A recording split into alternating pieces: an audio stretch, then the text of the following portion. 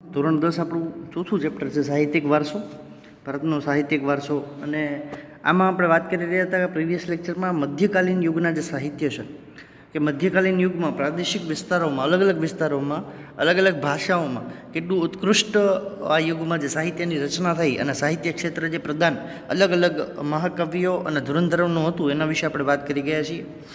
આગળ જોઈએ તો પ્રાદેશિક ભાષાઓ અને તેના સાહિત્યને પ્રાદેશિક શાસકોએ વેગ આપ્યો હતો. આ જે મધ્યકાલીન યુગ સાહિત્ય છે એમાં પ્રાદેશિક ભાષાઓ અને તેના સાહિત્યને પ્રાદેશિક જે શાસકો છે એને વેગ આપ્યો હતો. ભક્તિ માર્ગના સંતોએ લોકોની ભાષામાં ઉપદેશ પણ આપ્યો હતો. જે ભક્તિ માર્ગના જે સંતો હતા એને લોકો જે ભાષા બોલે છે પ્રાદેશિક ભાષાઓ છે એમાં જ ઉપદેશો આપ્યા હતા.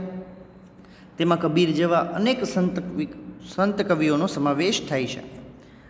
જે આ સંતો હતા એમાં કબીર જેવા અનેક સંત કવિઓ જે સંત પણ હતા અને સાથે સાથે મહાકવિઓ પણ હતા એમનો સમાવેશ થાય છે.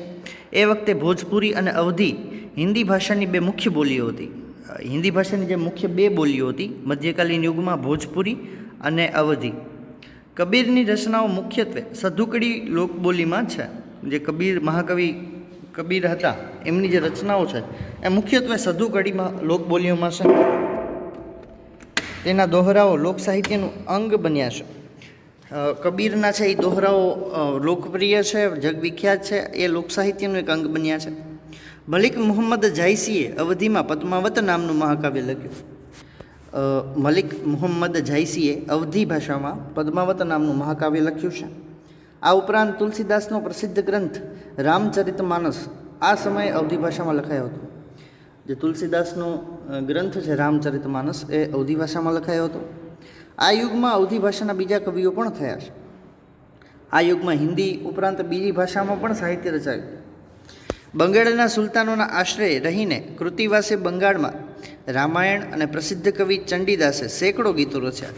આ મધ્યકાલીન યુગમાં જ હિન્દી ઉપરાંત બીજી ભાષામાં પણ સાહિત્ય રચાયું હતું.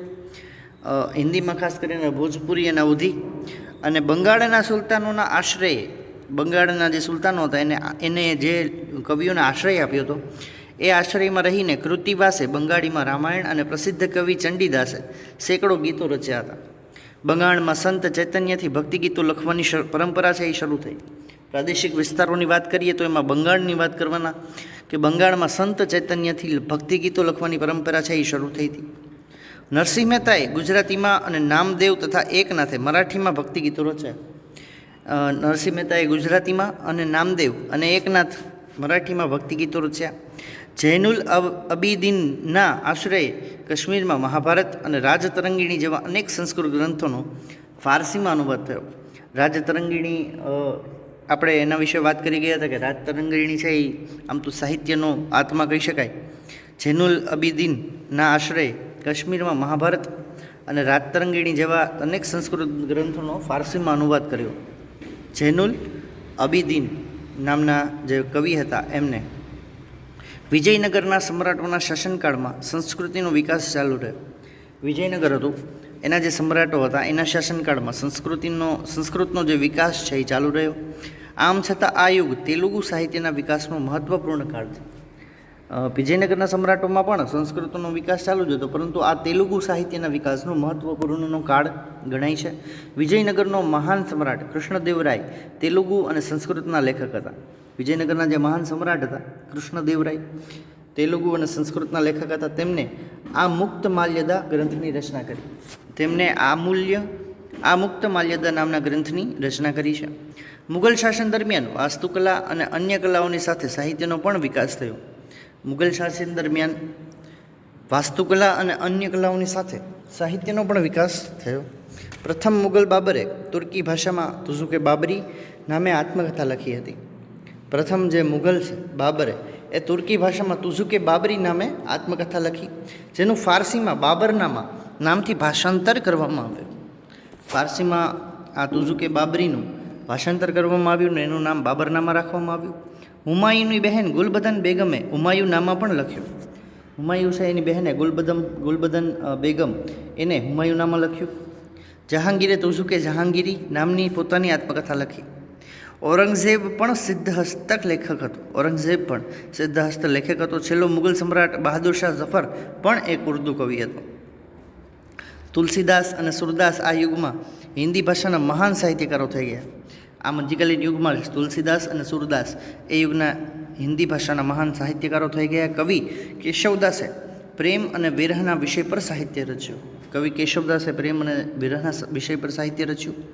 રહીમના દોહરા દેશના ઘણા ભાગોમાં આજે પણ પ્રસિદ્ધ છે. રહીમના દોહરા દેશના ઘણા બધા ભાગોમાં આજે પણ પ્રસિદ્ધ છે. આ સમયે ફારસી ભાષામાં પણ અનેક નોંધપાત્ર પુસ્તકો લખાયા હતા. અબુલ ફઝલે આઈને અકબરી અને અકબરનામા લખ્યું.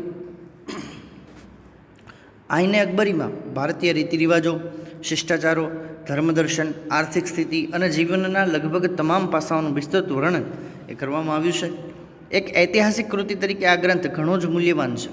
અબુલ ફઝલનો ભાઈ ફૈઝી ફારસી ભાષાનો એક મહાન કવિ હતો. અબુલ ફઝલ હતા, એનો ભાઈ જે ફૈઝી છે એ ફારસી ભાષાનો મહાન કવિ હતો. તેણે અનેક સંસ્કૃત ગ્રંથોના ફારસીમાં અનુવાદ કર્યા છે. અકબરે તો મહાભારત, રામાયણ, અથર્વવેદ, ભગવદ્ ગીતા અને પંચતંત્ર જેવા ગ્રંથોના અનુવાદ કરવા માટે એક અલગ ખાતાની સ્થાપના કરી હતી. અકબરે મહાભારત છે, રામાયણ છે, અથર્વવેદ છે, ભગવદ્ ગીતા અને પંચતંત્ર જેવા ગ્રંથોના અનુવાદ કરવા માટે એક અલગ જ ખાતાની સ્થાપના કરી હતી. અકબરના સમયમાં ઇતિહાસના ઘણા બધા ગ્રંથો લખાયા. મધ્યયુગની સૌથી મહત્ત્વની ઘટના ઉર્દુ ભાષાના જન્મની હતી. મધ્યયુગની સૌથી મહત્ત્વની ઘટના છે એ ઉર્દુ ભાષાના જન્મની છે. આ નવી ભાષા સાહિત્યની દ્રષ્ટિએ સૌથી સમૃદ્ધ એવી અન્ય આધુનિક ભાષાઓની હરોળમાં આવી ગઈ. જે આ નવી ભાષા હતા એ સાહિત્યની દ્રષ્ટિએ જે સમૃદ્ધ ભાષાઓ ગણાય છે એની હરોળમાં આવી ગઈ. આ ભાષામાં વલી, મિરદર્દ, મીર તકી મીર, નઝીર અકબરાબાદી, અસદુલ્લા ખાન, ગાલિબ જેવા મહાન કવિઓ થઈ ગયા. આ ભાષામાં ઉર્દુ ભાષામાં વલી, મિરદર્દ, મીર તકી મીર, નઝીર અકબરાબાદી, અસદુલ્લા ખાન, ગાલિબ જેવા મહાન કવિઓ થઈ ગયા. મિત્રો, 18મી સદીમાં ઉર્દુ ગદ્યનો પણ વિકાસ થયો. ઉર્દુ છે એના ગદ્યનો પણ વિકાસ થયો. સંસ્કૃતના મોટા ભાગના ઐતિહાસિક ગ્રંથોનું ઉર્દુમાં ભાષાંતર થવા લાગ્યું. સંસ્કૃતના જે મહાન ગ્રંથો છે, મોટા ગ્રંથો છે, એના મોટા ભાગના ઐતિહાસિક ગ્રંથોનું છે ઉર્દુમાં ભાષાંતર થવા લાગ્યું. તદુપરાંત ઉર્દુમાં અનેક મૌલિક ગદ્ય ગ્રંથો પણ તૈયાર થયા, જેમાં મુહમ્મદ હુસૈન આઝાદનો દરબારે અકબરી મહત્ત્વનો ગ્રંથ ગણાય છે. સંસ્કૃતના મોટાભાગના જે ગ્રંથો છે એનું અનુવાદ એ ઉર્દુમાં થવા લાગ્યું અને પોતાના મૌલિક ગદ્ય ગ્રંથો ઉર્દુમાં પણ રચાયા, જેમાં મુહમ્મદ હુસૈન આઝાદનો દરબારે અકબરી એક મહત્ત્વનો ગ્રંથ ગણાય છે. હવે મિત્રો, આ જે સાહિત્યનું સર્જન છે, સાહિત્ય સર્જન કરવા માટે જે મૌલિક વિચારો છે, જે કંઈ પણ એની જરૂરિયાતો છે એ પૂરી કરવા માટે સૌથી મોટું જરૂરી શું છે તો કે શિક્ષણ, ત્યારની વિદ્યાપીઠ.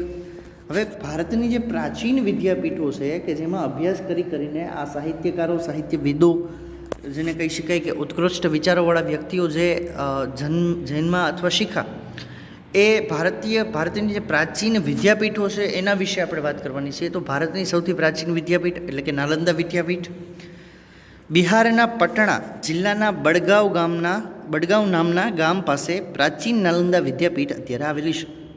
બિહારના પટણા જિલ્લાના બડગાંવ નામના ગામ પાસે પ્રાચીન નાલંદા વિદ્યાપીઠ આવેલી છે. તમે એનો ફોટો અત્યારે હાલની પરિસ્થિતિમાં નાલંદા વિદ્યાપીઠનો ફોટોસ તમે જોઈ શકો છો. ભારતીય સંસ્કૃતિમાં બૌદ્ધ અને જૈન પરંપરામાં નાલંદાનું મહત્ત્વ ઘણું છે. ભારતીય સંસ્કૃતિમાં બૌદ્ધ અને જૈન પરંપરામાં નાલંદાનું મહત્ત્વ ઘણું છે. આ પ્રાચીન વિદ્યાપીઠમાં મહાવીર સ્વામીએ 14 ચતુર્માસ કર્યા હોવાથી આ સ્થળ જૈન તીર્થ પણ બન્યું હતું. જ્યાં પ્રાચીન વિદ્યાપીઠ છે એમાં મહાવીર સ્વામીએ 14 ચાતુર્માસ કર્યા હોવાથી આ સ્થળ જૈન તીર્થ પણ બન્યું હતું. 5મી સદીમાં કુમારગુપ્તે અહીં એક વિહાર બંધાવેલ. 5મી સદીમાં કુમારગુપ્તે અહીં એક વિહાર છે એ બંધાવેલ. વિહાર એટલે શું આપણે પહેલા ચેપ્ટરમાં સમજી ગયા છીએ. ત્યાર પછી નાલંદાની પ્રસિદ્ધિમાં વધારો થયો હતો. ત્યાં હજારો હસ્તલિખિત ગ્રંથોના અમૂલ્ય ભંડારો છે નાલંદામાં. ત્યાર પછી નાલંદાની જે પ્રસિદ્ધિ છે એમાં ખૂબ વધારો થયો. ત્યાં હજારો હસ્તલિખિત ગ્રંથોના અમૂલ્ય ભંડારો હતા. નાલંદા વિશ્વવિદ્યાલય હતું. ભારતીય સંસ્કૃતિનું એક તીર્થધામ હતું. ભારતીય સંસ્કૃતિ એનું એક તીર્થધામ કહી શકાય. દેશ પરદેશથી વિદ્યાર્થીઓ અહીં અભ્યાસ કરવા આવતા. મહાન મુસાફર યુએન સ્વાંગ પણ અહીં આવેલ. દેશ પરદેશથી વિદ્યાર્થીઓ અહીં અભ્યાસ કરવા આવતા. મહાન મુસાફર યુએન સ્વાંગ પણ અહીં આવેલ. આજે તો આ મહાન વિશ્વવિદ્યાલયના માત્ર ખંડેરો જ જોવા મળે છે. આપણે કમનસીબાઈ કહી શકાય કે આવી મહાન વિશ્વવિદ્યાલયના ખંડેરો જ આજે આપણી પાસે ઉપલબ્ધ છે. આમ છતાં તે ખંડેરોમાં ફરતા ફરતા પણ દેશની ભવ્ય સંસ્કૃતિની એક ઝાંખી થઈ શકે છે.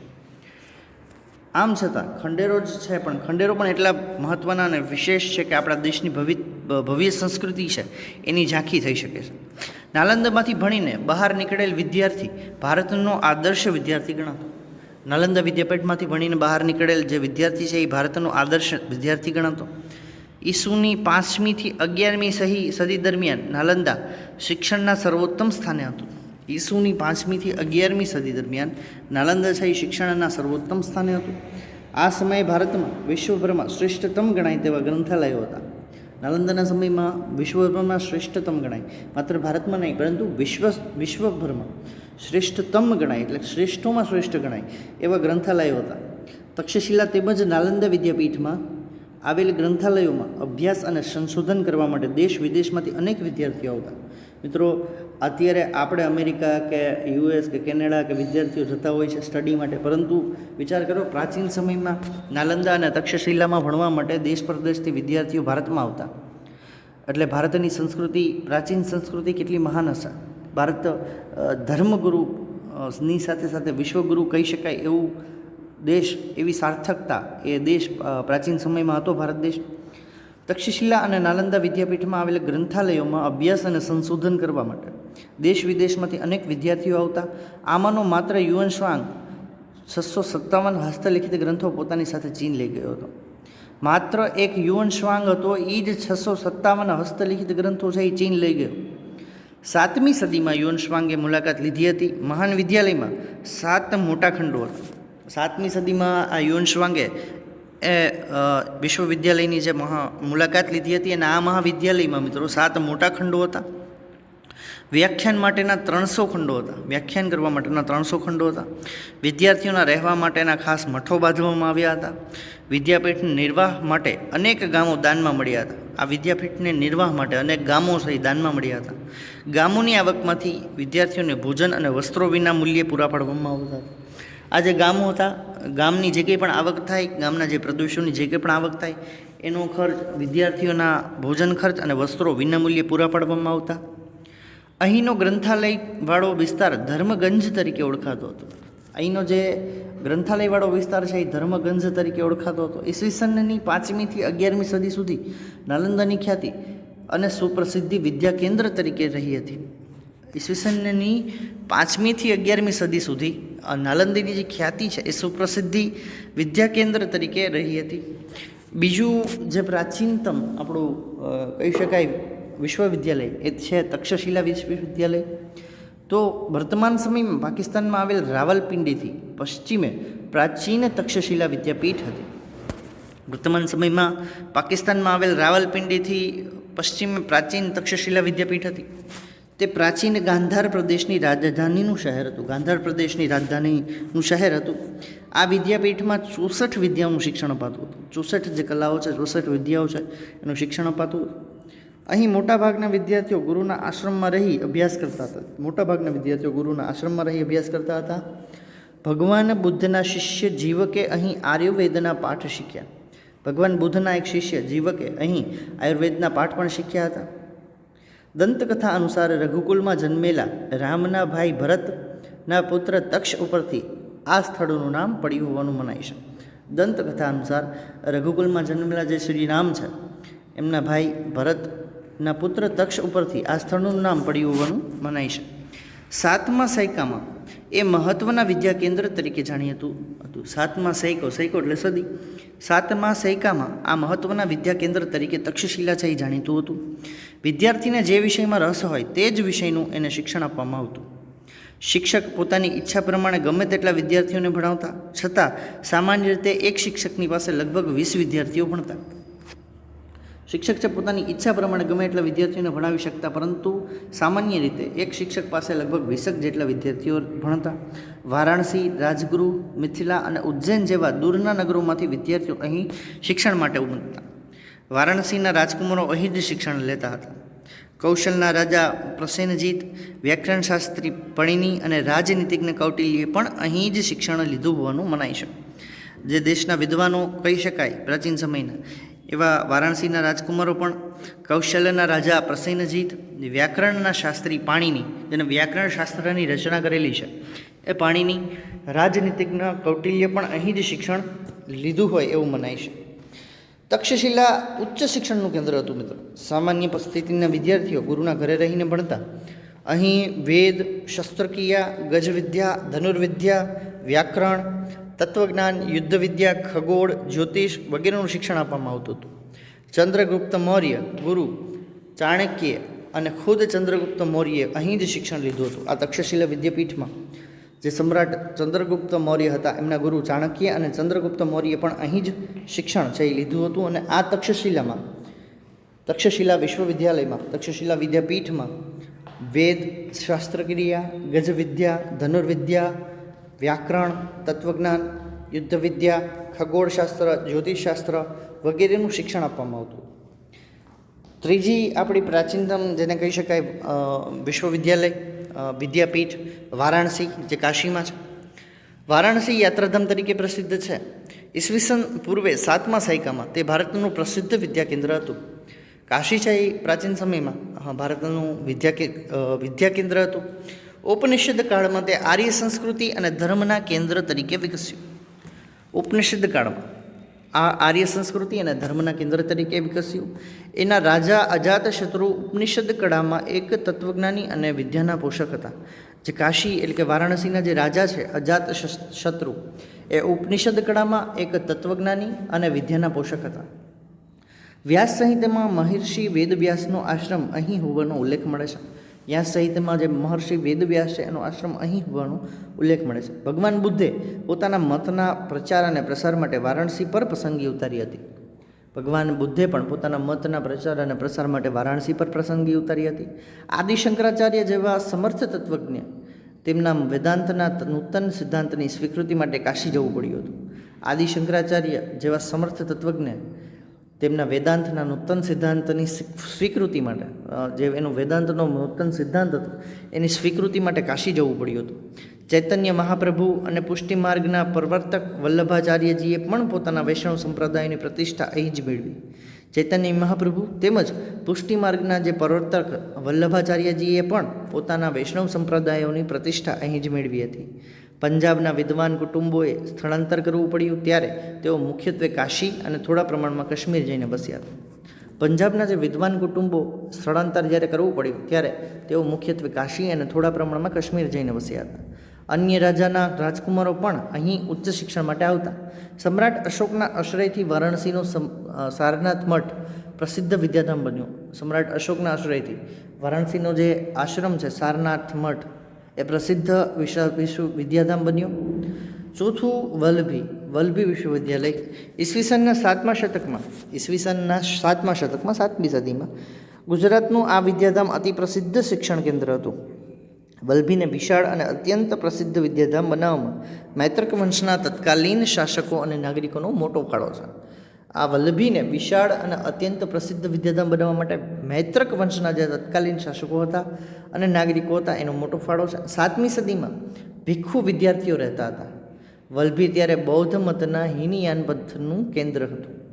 7મી સદીમાં ભિક્ષુ વિદ્યાર્થીઓ રહેતા હતા વલ્લભીમાં, અને વલ્લભી ત્યારે બૌદ્ધ મતના હીનયાન પંથનું કેન્દ્ર હતું. બૌદ્ધ મત છે, બૌદ્ધ ધર્મ છે, એના હીનયાન પંથનું કેન્દ્ર હતું.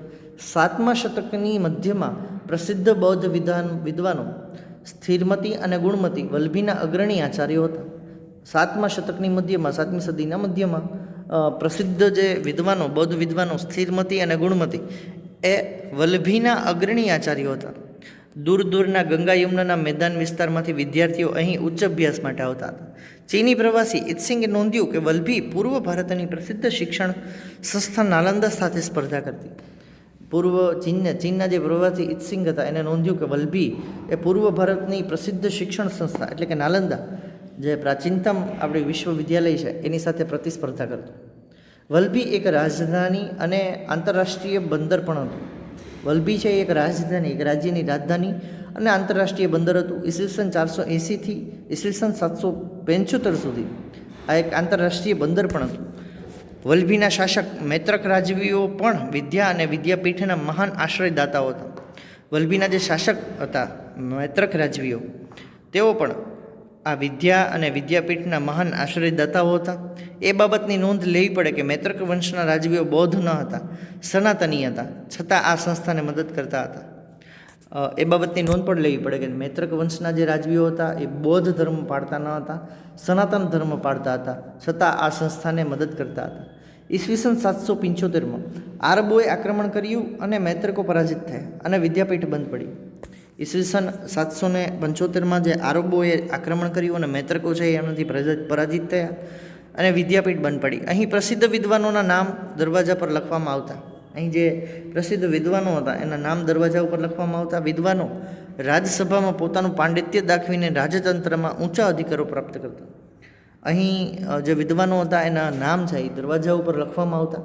આ વલ્લભી જે વિશ્વવિદ્યાપીઠ છે એના દરવાજા ઉપર વિદ્વાનો રાજસભામાં પોતાનું પાંડિત્ય દાખવીને, એટલે રાજસભામાં પોતાનું પાંડિત્ય છે એ સાબિત કરીને, પોતાનું જ્ઞાન સાબિત કરીને રાજતંત્રમાં ઊંચા અધિકારો મેળવતા. આ જાણીતી વિદ્યાપીઠ હતી અને જ્ઞાનની આરાધના તથા તેમની વિશિષ્ટ પ્રકારની શિક્ષણ પ્રણાલીને કારણે ભારતમાં જ નહીં પરંતુ તે સમયના વિશ્વમાં તે પ્રસિદ્ધ થઈ હતી. આ જે વિદ્યાપીઠ છે એ જાણીતી હતી પોતાના જ્ઞાનની આરાધના તેમજ વિશિષ્ટ પ્રકારની શિક્ષણ પ્રણાલીને કારણે. એ ભારતમાં જ નહીં પરંતુ તે સમયના વિશ્વમાં તે પ્રસિદ્ધ થઈ હતી. આ વિદ્યાપીઠમાં દેશ પરદેશથી અભ્યાસ કરવા માટે વિદ્યાર્થીઓ આવતા. સાચા અર્થમાં આંતરરાષ્ટ્રીય વિદ્યાપીઠ હતી. જે વલ્લભી વિદ્યાપીઠ છે એ સાચા અર્થમાં આંતરરાષ્ટ્રીય વિદ્યાપીઠ હતી. એમાં લગભગ પ્રત્યેક વિદ્યાશાખાનું શિક્ષણ અપાતું હતું. વલ્લભી વિદ્યાપીઠમાં પ્રત્યેક વિદ્યાશાખાનું શિક્ષણ છે એમાં અપાતું. આ બધી વિદ્યાપીઠમાં નિભાવ રાજાઓ અને શ્રેષ્ઠીઓ આપેલા દાનમાંથી થતો. આ બધી જે વિદ્યાપીઠનો નિભાવ છે એ રાજાઓ અને શ્રેષ્ઠીઓ આપેલા દાનમાંથી થતો. હકીકત તે સમાજની પણ વિદ્યા પ્રત્યેની પ્રીતિ અને નિષ્ઠા દર્શાવે છે.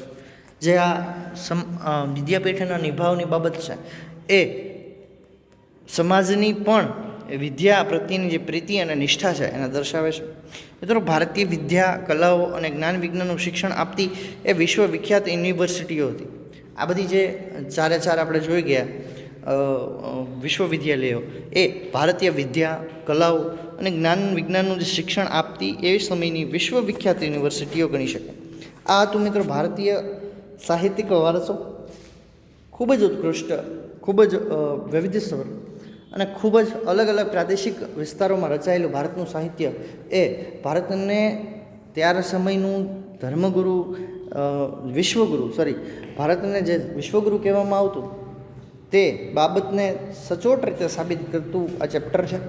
ખૂબ જ અગત્યનું છે મિત્રો, યાદ રાખજો. નેક્સ્ટ લેક્ચરમાં હવે આપણે નવા ચેપ્ટરથી આપણી શરૂઆત કરીશું. ત્યાં સુધી સ્ટે હોમ, સ્ટે સેફ.